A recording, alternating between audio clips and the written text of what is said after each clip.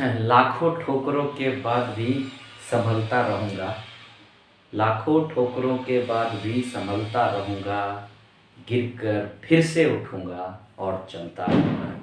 नमस्कार दोस्तों, स्वागत है आप सभी का एक बार फिर से आर्ट्स पाठशाला में। जैसा कि मैंने आपसे वादा किया था कि पर डे में कुछ जो है स्पेशली CUET के लिए, तो आज से ये बैच समझ लीजिए, आपसे टॉपिक समझ लीजिए, इसका आज शुभारंभ हम लोग कर रहे हैं। CUT के लिए स्पेशली हम लोग करंट अफेयर्स का जो है टॉपिक वो आज हम लोग शुरू कर रहे हैं। CUT का जो सिलेबस है, जो बच्चे नहीं देखे हैं वो जा करके CUT का सिलेबस देख लीजिएगा। उसमें करंट अफेयर्स जो है वो सेक्शन 3 में एक इम्पॉर्टेंट रोल प्ले करता है, तो उसी से संबंधित आज हम लोग बात करते हैं।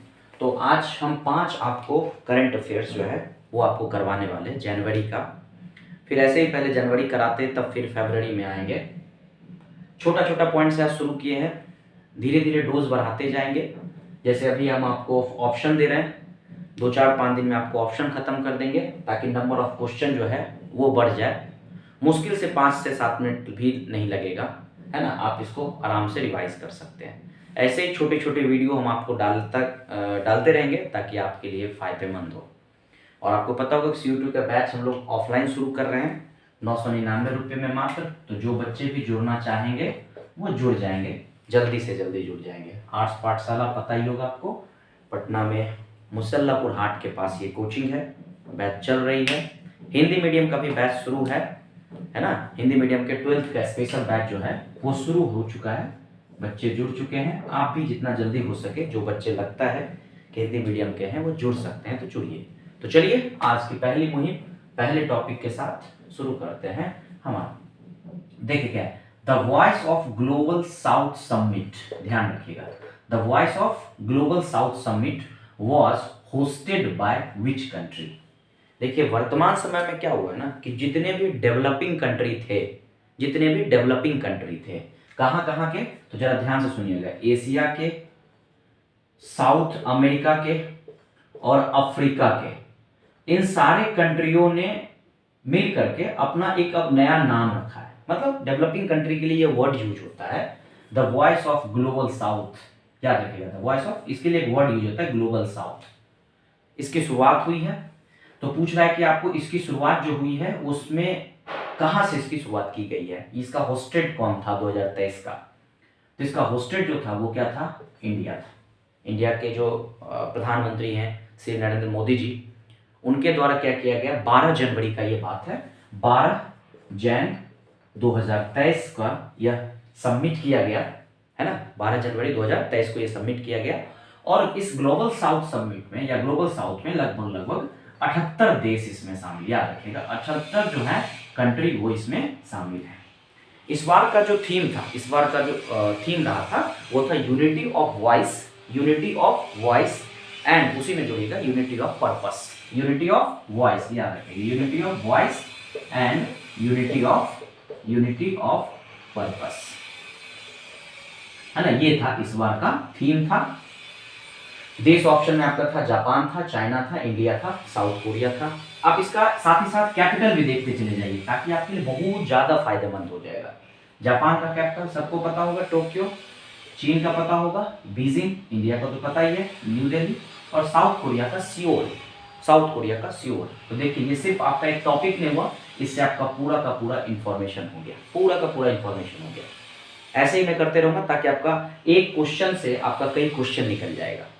आइए point number 2, who among the following chaired the national conference of chief secretaries 2023।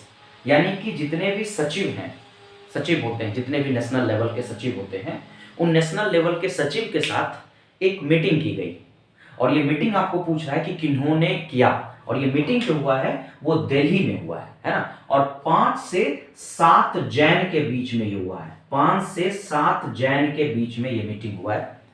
और इसके जो होस्ट थे वो कौन, होस्ट बोल रहे हैं, इसके जो चेयर्ड किए थे वो कौन किए थे।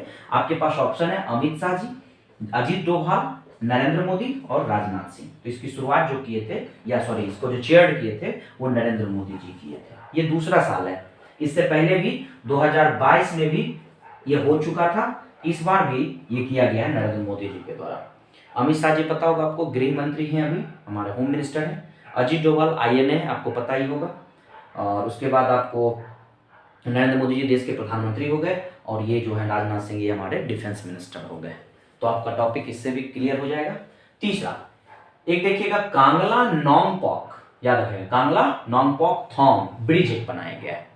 कांगला नोंगपोक थोंग एक ब्रिज बनाया गया है, एक ब्रिज बनाया गया है। वही आपसे पूछ रहा है कि ये जो रिसेंटली इनोग्रेट किया गया वो किस स्टेट में किया गया है।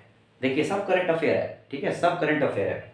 ये 10 जनवरी को किया गया है, 10 जैन को ये शुरू हुआ है, 10 जैन को शुरू मतलब क्या, इनोग्रेट हुआ है। पूछ रहा है आपको किस स्टेट में है, सिक्किम, नागालैंड, मणिपुर, असम। ऑप्शन है आपके पास, देख लीजिए, सिक्किम है, नागालैंड है, मणिपुर है और असम है, ठीक है।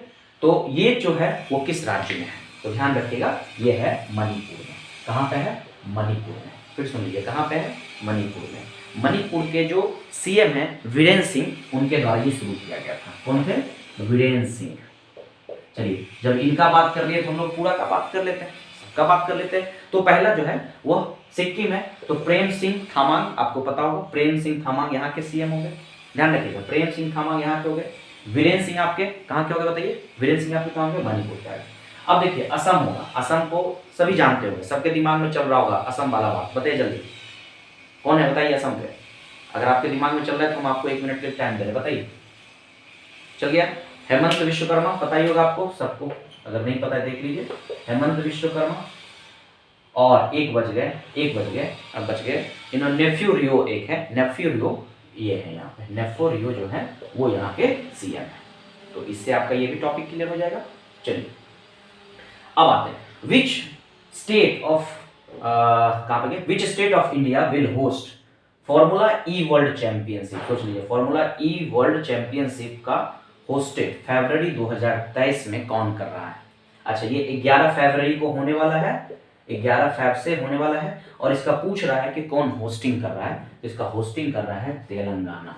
कौन कर रहा है होस्टिंग, आपको पता होगा, तेलंगाना। और तेलंगाना को जो अभी CM है आपको पता होगा, के चंद्रशेखर राव है ना, वहाँ के CM है। यूपी का आपको पता ही होगा, योगी जी।